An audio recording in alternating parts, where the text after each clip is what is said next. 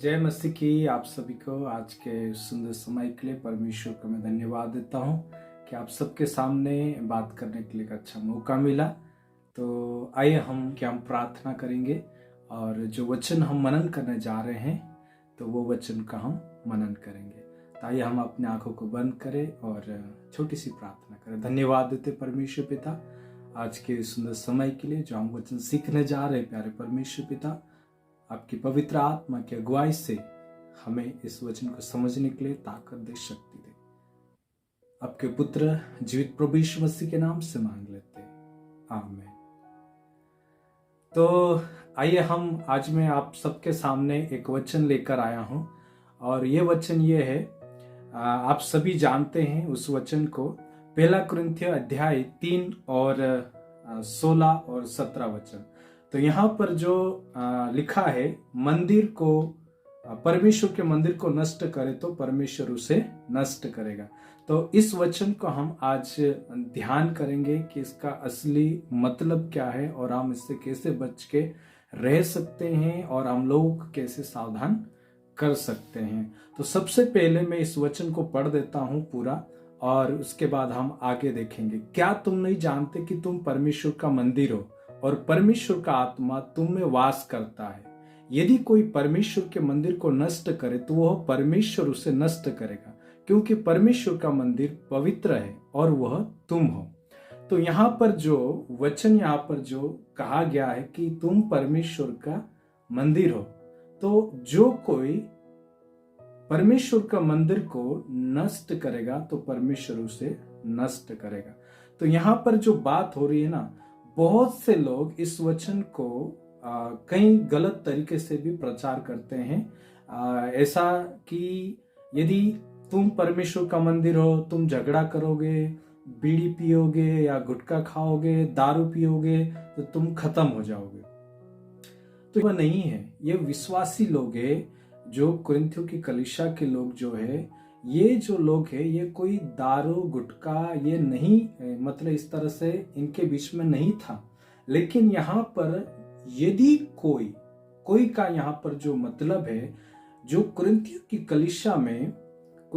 कलीसिया में झूठे भविष्यवक्ता आ गए थे, यानी कि वो झूठी शिक्षा दे रहे थे, जिसके कारण से, गलत शिक्षा के कारण से इनके अंदर जो परमेश्वर का मंदिर है, उस शिक्षा के, झूठी शिक्षा के कारण से वो मंदिर जो परमेश्वर का नष्ट हो रहा था। और परमेश्वर ये इन विश्वासियों को ये कहता है पत्री के माध्यम से, पवित्र आत्मा पौलुस को लिखवाता है यहाँ पर कि ये जो झूठे भविष्यवक्ता है, ये तुम्हें झूठी शिक्षा से यदि खत्म करते, नाश करते हैं तो मैंने नष्ट कर दूंगा। तो झूठे जो भविष्यवक्ता थे, दूसरा कुरिन्थियों अध्याय 11:4 और 13 से 15 में भी पढ़ सकते, रोमियो अध्याय 16, 17, 18 में भी पढ़ सकते हैं। और भी याकूब की पत्री में यहाँ पर ये क्या लिखा गया है, हे मेरे भाइयों, तुम में से बहुत शिक्षक ना बने, यह जानते हुए कि हम शिक्षक और भी कठोरतम दंड के भागी होंगे, क्योंकि हम सब कोई बातों में चूक जाते हैं। जो अपनी बातों में नहीं चूकता वही सिद्ध मनुष्य है और सारी देह पर भी नियंत्रण रख सकता है।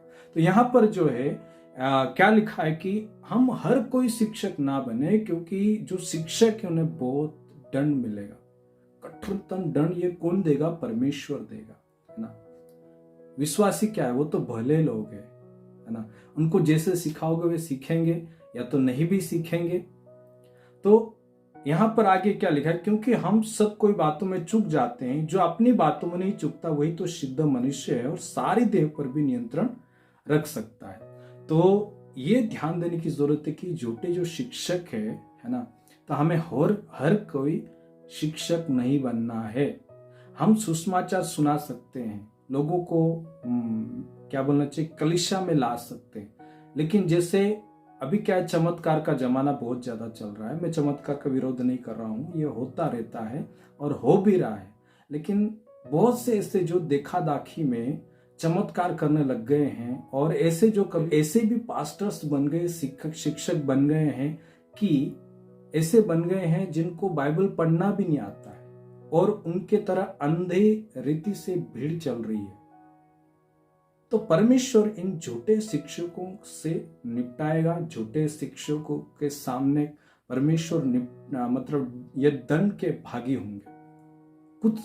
कुछ दिन पहले एक भाई ने मुझे मैसेज किया और पूछा कि एक पास्टर ऐसा संदेश दे रहा है यूट्यूब पे कि ऐसे ऐसे पास्टर्स लोग सेवकाई में नहीं रहना चाहिए, वो गलत सिखाएंगे। तो मैंने कहा वो सही है।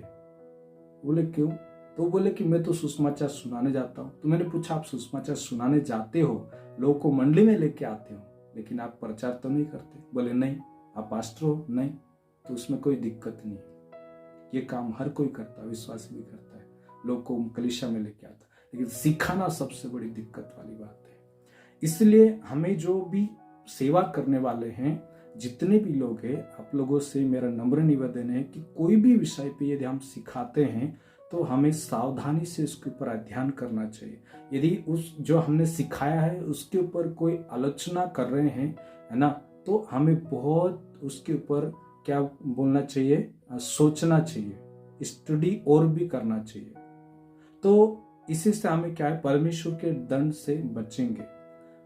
जब बाइबल के समय में भी जब पौलुस ये भी सेवा करे तो उस समय भी बहुत से झूठे भविष्यवक्ता थे। तो पौलुस चेतावनी देता है कि हमें सावधानी से हमें आगे बढ़ना चाहिए।